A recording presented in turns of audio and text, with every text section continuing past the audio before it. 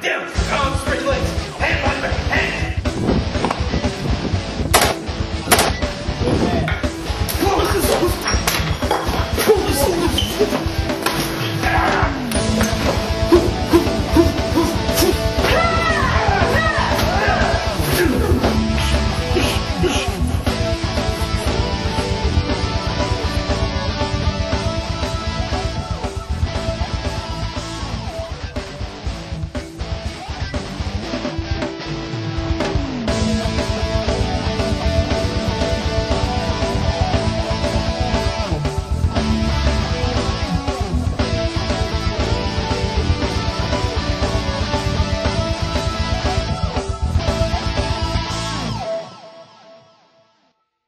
What I'm going to teach you is a really fast and effective way of taking someone out that's going to push you.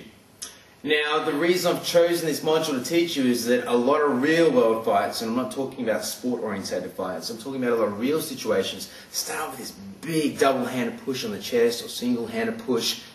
It's just a tactic that most people do. Most people want to push you around and create space, and if you ever look at fights in like real pubs and different nightclubs and venues or even football fields, you'll see that the man will normally start pushing the guy around and then the punches will start to launch. So what we're looking at is a very fast method of taking this person down. What I'd like to emphasize with you is in street defense tactics, I want you to hit someone hard and fast and make it count. It's really important. The reason being we want to eliminate any pack mentality. In other words, if they've got friends or whatever else with them, if you're fooling around and wrestling and that, okay, the pack will grow and the pack will start to lay into you. The objective is if I smash this guy hard and fast and he drops like a sack, okay, then, okay, the other friends probably don't want to engage because they know psychologically, okay, it's a dangerous situation, okay, they know this guy can fight and he hits hard and people drop immediately and it can be a life-threatening situation towards them, so they're not going to want to engage.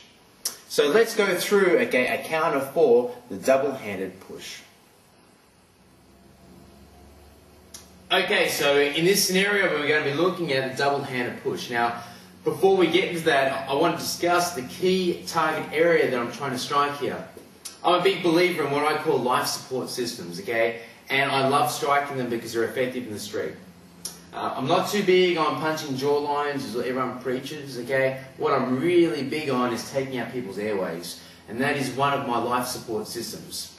I don't care who you are, I don't care how big and ugly and strong you are, if I take out your airways, you can't breathe, can't fight, okay? Your body relies on oxygen. Ask any doctor in the world, okay? You need oxygen to live, okay? So if I smash your airways and you can't breathe, you will move, okay? And it'll be quite devastating towards you. There's a really good reason why sport-orientated combat systems don't allow you to full fist and punch people in the airways.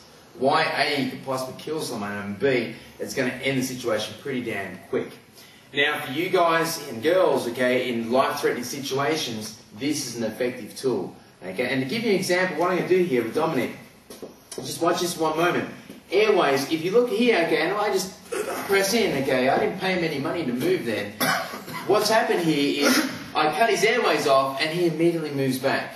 The human body naturally will move back to create space for oxygen because the body knows that it needs it to sustain life. So what we're going to be doing here in a minute is you'll be doing a horizontal cross punch, land those two suckers right into their airways. Okay, and it's a very effective move.